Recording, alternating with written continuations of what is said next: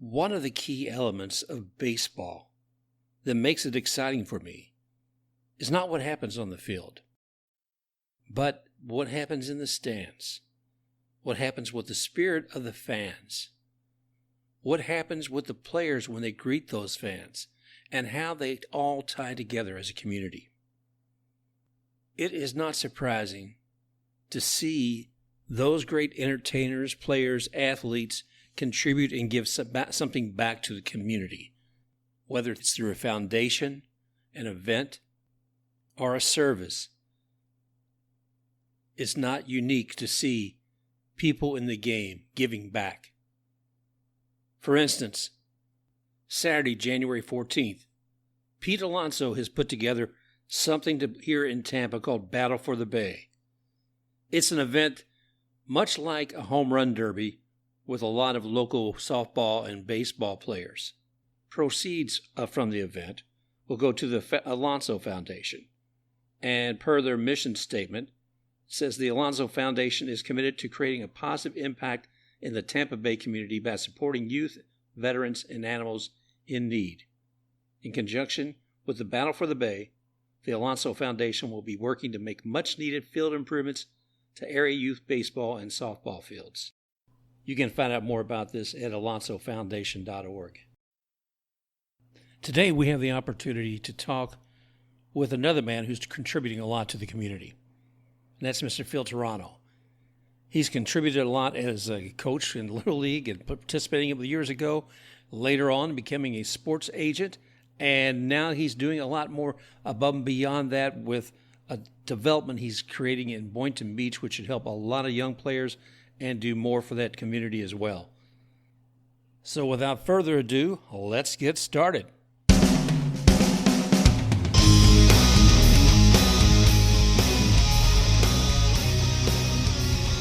Welcome to Baseball Biz. I'm Mark Carpenter, your host, and with me today, I have a special sports agent, Mr. Phil Terrano. We've been very fortunate to have him on here before.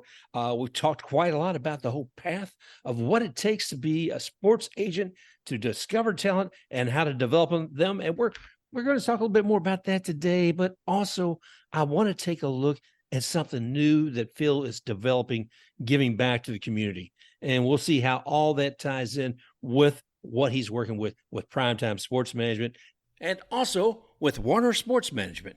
Welcome, Phil. How you doing, man? Mark, thank you very much for having me on the show again. It's a pleasure to be back here in 2023 with you and starting off the year right. And I hope you and your family had a very happy New Year. We did indeed. And yourself, my friend? Everything was great. Got a chance to hang out with the kids and do the gift stuff and just enjoy the Florida weather during that time of the year. Although it did get cold here during Christmas time. Most would probably say around the country it was about 10 degrees, and in Florida it was 50. So nobody was as cold as the rest of the country, but we did get a little chilly for ourselves here in Florida. You mean you didn't run over to Queens, New York, where it was nice and warm? My gosh, it was crazy that week. That's funny you say Queens, New York. That's where I'm originally from, if you remember correctly. But no, I didn't care to go into the 10-degree weather. I was dealing with the 50-degree weather here. Sounds like a good call, buddy. Yes, sir. Wow. I'm looking at a lot of things you've been doing, and as a sports fan as well, the one thing, we watch those 162 games. We watch the postseason, and then there's nothing. But there actually is. We see things going on with the manager meetings, the winter meetings, discussions of contracts. We've got things. I mean, you and I talked before. You said, "Well, Mark, I'm not Jerry Maguire. I've got clients to take care of. I got more than just one." But as fans, we look at things like this whole thing with Mr. Correa right now, and I think it solidifies in people's minds it ain't easy, and it's not all done with just one handshake. When you're working with a player and a team, that there's several things that have to be considered before something is finalized. How many players are you working with right now, Phil? Currently I'm working with roughly about 17 here in the States. And then I have a few overseas, as we've talked before. A lot of my niche in the last 4 or 5 years has been sending players over to Asia, whether it be Japan and Nippon Baseball or Korea KBO, or now even Taiwan, I've kind of ventured out to as well. So, currently I am representing a little over 20 clients. Wow. I was curious because, again, looking at some of the things as far as negotiating with the team, I mean, first, as a sports agent, I guess a scout to some degree, you have to find the talent. Of course.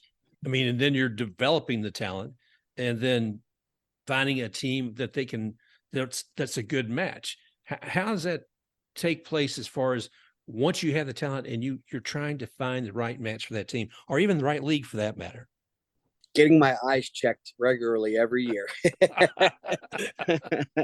No, I joke about it. Look, I have always said talent is found. I'm lucky and blessed enough to be able to identify talent in all different areas of the game, whether it be if I identify a guy that, may have some interest over in the overseas market, or if I identify a guy that's, a good prospect coming up out of a high school ranking or college ranking, or just, watching guys in the minor league system grow as prospects through the system, and then, hopefully get to the big leagues, which is everybody's ultimate goal, obviously. So, I've been blessed with a good eye, a knowledge of the game. I always am a student of the game. I like to say that because there's, the game is evolving and it's always changing. So we always have to kind of, stay on our toes with analytics and everything else that kind of goes along with it. It's still the same game per se. We're still hitting the ball, we're still catching the ball, we're still throwing the ball, but as a business, it tends to evolve in different directions in certain aspects of it. So you always have to, again, stay on your toes and, stay with the times and learn some of the newer things that are coming out and technology and what the teams are looking for from a player standpoint, what kind of opportunities may lie in the minor league system for your players or in the major league system, when teams are looking for their guys throughout the free agency period. So, it's like you guys say as fans, now we get to look forward to football. I get to look forward to the off season where a lot of the work is really done. You know what I mean? During the season, I'm maintaining my clients. I'm visiting my clients, visiting during spring training and getting to take them out to dinner and do all that good fun stuff. But during the off season was really when the work is, going on. Don't get me wrong. There's trades that can happen throughout the course of the year and trade deadline and stuff like that. But for the most part, when we're really moving this needle, it's during that off season time once the World Series ends and free agency opens up. Yeah, like I said, being part of baseball business, looking at the business part, this part of the year is almost as much exciting to me as the regular season, because trying to say, oh my gosh, if you're looking just in Major League Baseball, you've got 30 teams, 30 front offices to work with. You look across and you're working with somebody in Korea with KBO, or you're looking at Australia and some other places, and you're thinking, my gosh, Phil, your base of knowledge and your network of connections has to be strong to be able to find the best opportunities for your players. Is what do you do to continue to nurture that? I like to say I'm actually an advocate of 57 organizations, because 30 in Major League Baseball, 12 in Nippon, 10 in KBO, and now 5 in Taiwan. So 57 organizations I'm accustomed to dealing with, and that doesn't include some of the off-season stuff with winter ball and in the Dominican and Mexico and Venezuela. So and even Puerto Rico now has become very big for winter ball as well. So I'm constantly dealing with so many different organizations, so many different front office personnel, and so many different personalities on a regular basis. It can get a little confusing, a little overwhelming at times. But again, that's the nature of the beast. That's what I signed up for. That's everything that I've dreamt about doing and staying in this game and doing something that I love and enjoy. And it's really interesting. No day is the same. From one day to the next, there's always something different going on.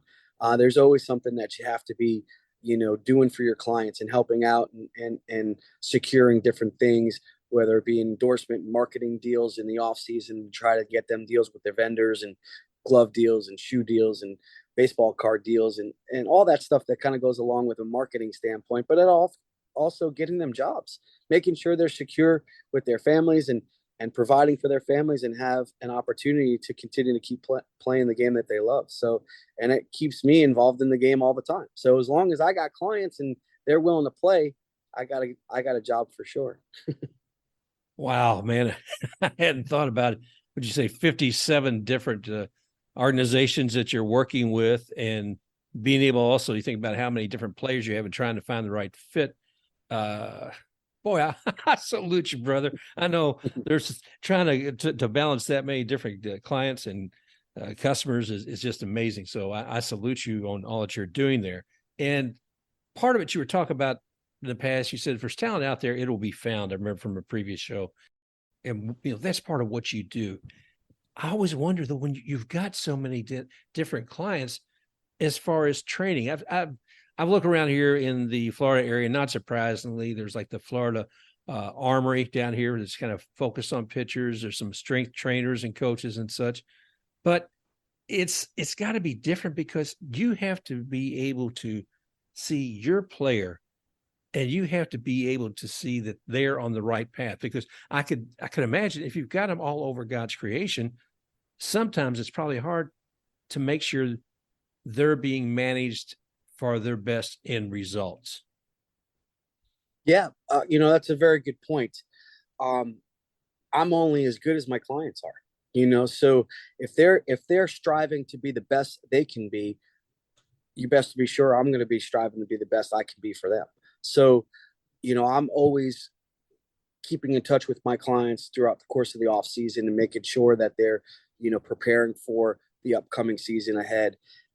And even just the other day, I was out at doing a bullpen with one of my clients who's in the market actually looking for a team currently.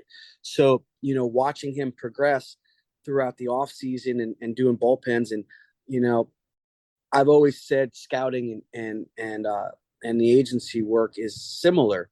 It's a little different because I stick with my guys, whereas a scout kind of moves on to the next year and tries to get more guys signed. And I still believe there's a huge need for scouting, no matter what, whether there's computer guys out there that can determine a lineup or not. We still need scouts to go out there and find that talent. I'm a big advocate for scouting and making sure that people are still seen, whether it's on the field or off the field. Watching my guys progress and even if I have a radar gun on them and I'm watching, and every time they go out there, they develop just a little bit more with their velocity or their breakers, breaking pitches or whatever the case may be. I have a hand in that because I'm watching it and I'm able to analyze how they're progressing. And to me, it's kind of special. I don't know how many agents do that. I'm not going to say I'm the only one. I just enjoy it because I'm a student of the game. I love the game. I love the knowledge of the game. And I also love being involved with my clients as much as they need me to be involved. You're working with Warner Sports Management as an agent these days, and yes, sir. Doing a lot with the different players there, but also your focus is trying to find ways to, I guess, to help and develop players outside of being a sports agent. I think about people who give back to the community, and right now, some of the things I see you're doing with Prime Time, focusing on development of players. And like I was saying earlier, some places around here who do strength training, et cetera, but you're actually developing something down in Florida around where you live, around Boynton Beach area, I believe, aren't you?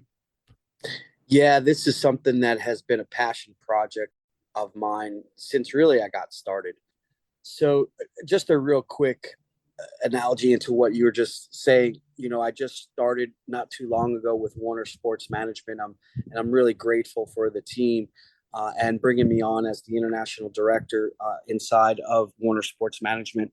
It's a great company. They've had some very good success over the years and a lot of experience and knowledge over 35 plus years in the business. So I was really excited to bring my I don't want to sound like a LeBron, but bring my talents over to the Warner family and a lot of what I learned and a lot of what they have done can really collaborate together so I could continue to keep being a student of that game and the business part of it as well. So I'm really excited to be over with Warner.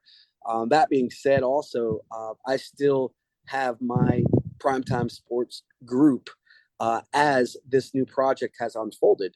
And this new project, as I stated, is a passion project of mine. I originally grew up in Boynton Beach, Florida, after we moved to New York, or from New York to Florida.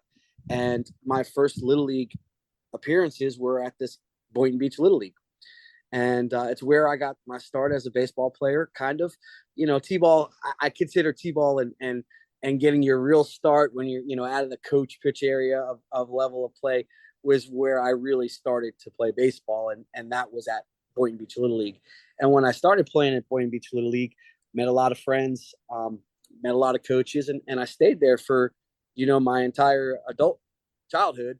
And, once I was done playing, I always felt that sense of home there. Yeah. It was a place where I grew up. It was a place where all my friends in my community played as well. And, it was a very strong tie there. And then later on down the road, I was still kind of trying to find my way and what I wanted to do in life and with my career. I ended up going back there and coaching. It was where I first got my start as a coach, even prior to having children.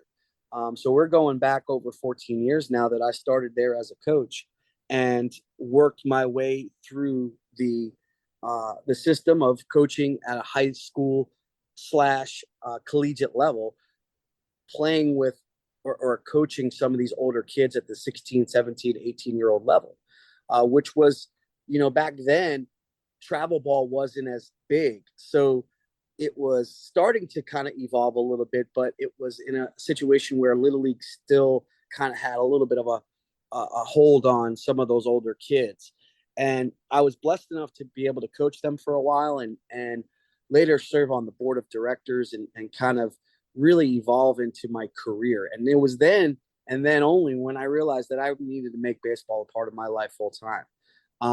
And I did everything I could. It taught me how to line fields and drag fields and water the water the lawn and make sure the grass was kept up properly and cut the grass and then of course do the volunteer work of cooking in the concession stands and helping the kids out and doing everything. And again, this was all before having kids.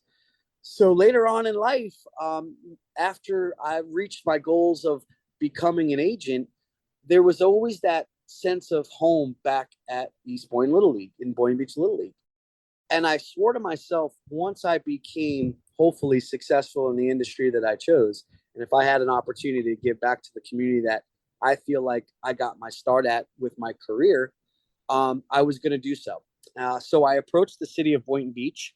And when I approached them about building an indoor facility that would help players train, my players specifically, as well as the community, Little League included, to train to become bigger, faster, and stronger, nutrition, speed and agility classes, chiropractic work, physical therapy, all the things that kind of go along with these indoor facilities that you see more and more pop up now here around the country, to better the athletes in the area, better the community, better the athletes.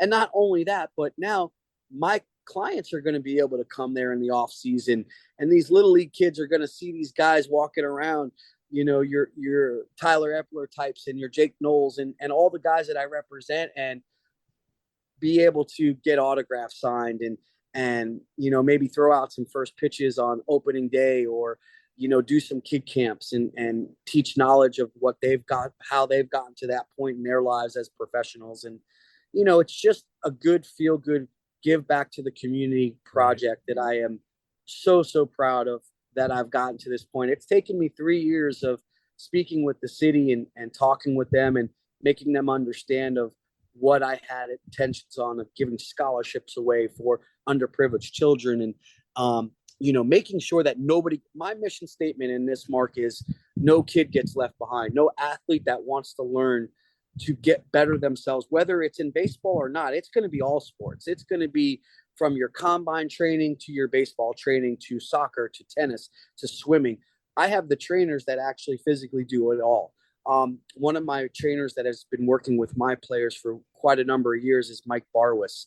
Mike had the pleasure of training guys like David Wright, and Yoenis Cespedes and a bunch of guys, Luis Gallon and Mike Friars, and all these guys that have trained under Mike over the years. And he actually is going to be the head trainer out of the complex. Obviously, I'm not a trainer, Mark. I'm a sports agent. I love the game. I coached for many years, but my job is out in the field. It's going out and meeting my clients and seeing my clients and doing the day-to-day operations of the agency work. This is just my project to give back to my community, and I have the right people in line to help me train those individuals on a one-on-one basis and continue to keep giving back to the community. Yeah, I read the article in Coastal Sun. And what I found interesting is when they were talking with you and you're developing this and you're actually, you're pitching this also to the city to get their involvement, because it sounds like some of the Boynton Beach Little League had suffered a little bit over the years. I don't know what I would say, disuse or not. But when you came in there and you were proposing a 7,500 square foot facility, that it sounded like that they were so intrigued by it, the city, that they said, no. Let's increase this to a 12,000 square foot facility. I'd say that sounds like a lot of confidence in your project there, my friend. Yeah, it was great. I just enjoy talking about it because it makes me feel a good sense of giving back. And that's always what I've always wanted to do. When I coached for a long time, I didn't get paid. I wasn't out there to get paid. I was out there to teach, and I was out there to let kids learn and also try to network myself and put myself out there for potentially my career choices down the road. So it was never about money for me. It was always about giving back and helping and trying to find my way in life and do what I wanted to do in my career, and make that, first step foot forward. So, when I pitched it to the city, we went to another facility that's kind of similar, that I'm mirroring a little bit to a certain extent, by the name of Cressy Sports Performance. It's out there in Palm Beach Gardens, Florida. And Eric Cressy's a great guy. I know him very well. He's trained some of my guys here in years past. He's got guys like Justin Verlander and Mark Scherzer, and bunch of guys go there in the off season to train. And Eric's just a good individual. He's actually the trainer for the New York Yankees as well. So he's just a good man. And I've enjoyed watching what he's done. And now in watching what he's done, I was like, man, I can do this in my hometown too. And, when we went up there to see Eric's facility, some of the Parks and Rec people were asking me, well, how big is this facility, Phil? So I said, well, it's 10,000 square feet. And they said to me, well, didn't you propose 7,500 square feet? And I said, yes, sir, I did. And they said, well, can you do 12,000 square feet? I said, sure. I said, can I ask why? And they were like, well, he's got 10.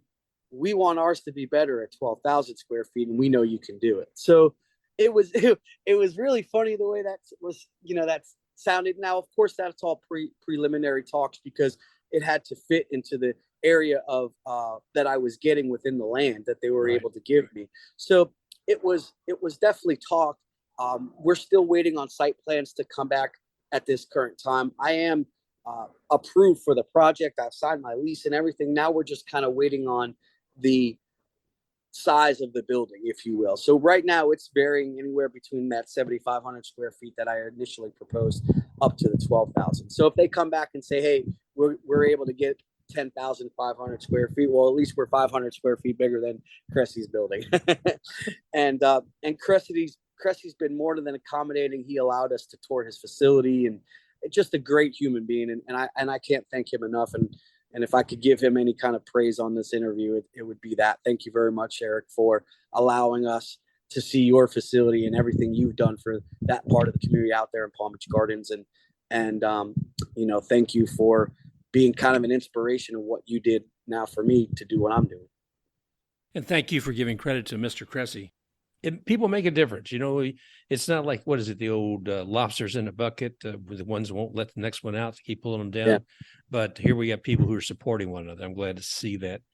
It's interesting. I know you said you're getting down to the goal line here as far as getting, I guess, the last pieces worked out about the size, et cetera. Of course, that's kind of your thing anyway as an agent, right? You're trying to bring all the pieces together, and Yeah, so that those skills, translate even with this, my friend. absolutely. It's again, I'm enjoying every minute of it. I'm enjoying talking to the public about it. I'm enjoying going out and outreach in the community and talking to certain people about it. We plan on doing a lot of different things, and I've given credit to Eric Cressy, but I also got to really give credit to Mike Barwis, because he believed in me also to want to come along and be involved in this, and give his knowledge of what he does from a training aspect as well. So, although Eric kind of paved the way for me to kind of do this, I got to thank Mike, because without Mike, I couldn't do it. You know what I mean? There's no way Oh I yeah. could do this all by myself. So I really credit him and his team over there at Barwis.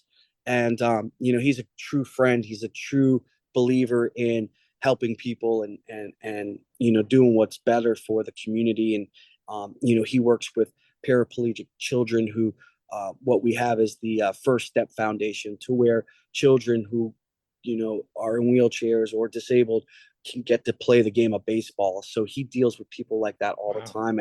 And I'm so proud to be kind of attached to him in that aspect, because again, it's all about giving back to your community, Oh but yeah. especially to people who are underprivileged and unfortunately at some points in their life, unfortunately told maybe they can't do something, but they very well can.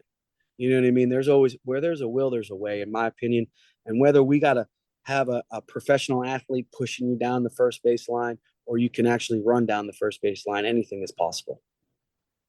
I can't imagine. I mean, all the work that you are doing and everything coming up with this whole development of the new facility and everything from the strength training, the guidance on different pieces of their business, coaching them with different aspects, going across sports.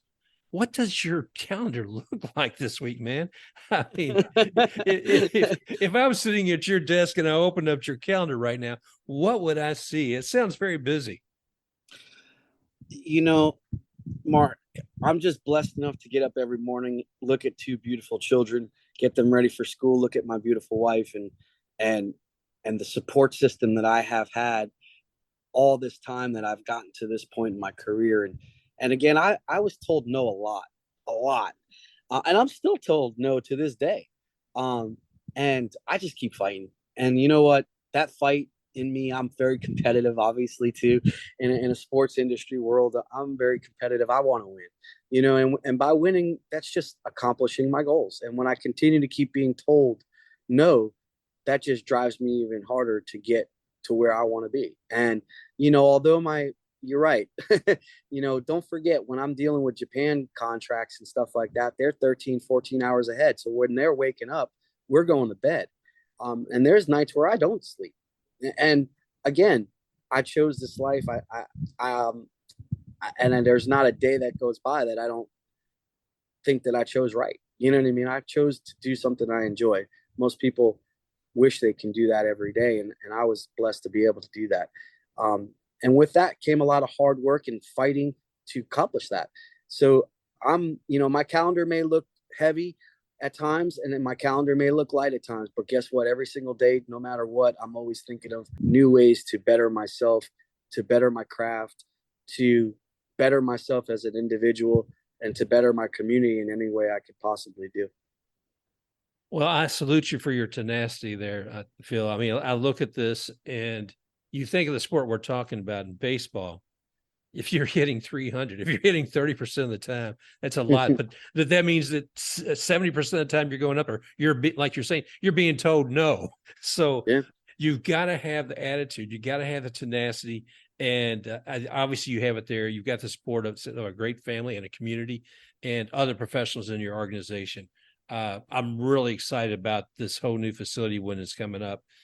What do you have a target date for this? I mean, it sounds like there's still a lot of work as far as putting Yeah, together. I'm hopeful. Look, when we got this approved, I was just like, all right, we got it approved. Now they can't take that away from me.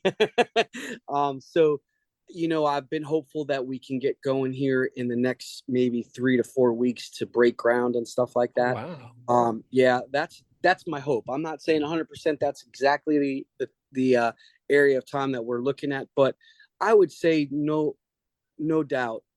We should be breaking ground in 2023 here very soon. Um, Spring of 2023 is a very good target goal. And, there's I thought about this the other day and somebody told me this too. The Little League that I'm a part of and that I was a part of as a kid, coached at, and now I'm putting this facility at for all the kids that are a part of that league now and future, current and future. That Little League won the World Series championship in 2003. East Boynton Little League won at Williamsport, 2003, and this year is their 20-year anniversary. And I'm still kind of close with a lot of those guys. Devin Travis, who played for the Detroit Tigers and the Toronto Blue Jays, Michael Broad, who played at the University of Miami, and then went on to work for Wilson Sporting as a sales consultant for them. And a lot of these guys that played at that level are still around my community. And I thought what would be really cool would be to celebrate the 20-year anniversary with the ribbon cutting of, the facility going in there. And so I'm really hopeful that happens, even if it's on December 31st, and we have to make sure we do it just that it's in that 20-year period of time. I'm going to make sure that is part of what we do here when we break ground and we open the doors to this place, because it's going to be great for the community. And again, we're paying homage to those kids who had an opportunity to get a once-in-a-lifetime opportunity to play at Williamsport. Every kid dreams about that. Every kid dreams about going to Cooperstown, and every kid dreams about going to Williamsport. And if you could do both or even do one, you've been blessed, and you've had an opportunity that most failed to accomplish. So it's very hard to get there. I know, because I coached, for many years in that Little League division, watched a lot of coaches try their hardest to get to it. So, I'm pretty fortunate to have been around when that happened in 2003. And some of those guys, like I said, are really good friends of mine. I'm hopeful they're going to be there for opening ceremonies of this new place. That's exciting, Phil. I tell you, man. And once again, you're giving something back to the community you grew up in, the sport that you love, and giving people who, youngsters today, the opportunity to experience that as well. And if you get those guys out there, to keep us apprised of that. I want to make sure we're sharing this information on the show and social media, because this is very exciting to me, what you're achieving down there. So keep us apprised. I will for sure do that. Like I said, I'm excited to talk about it every time anybody asks me about it. So it's, my wife said to me, you're going to leave a legacy, and it never really started that way, but I guess she's right in some certain sense.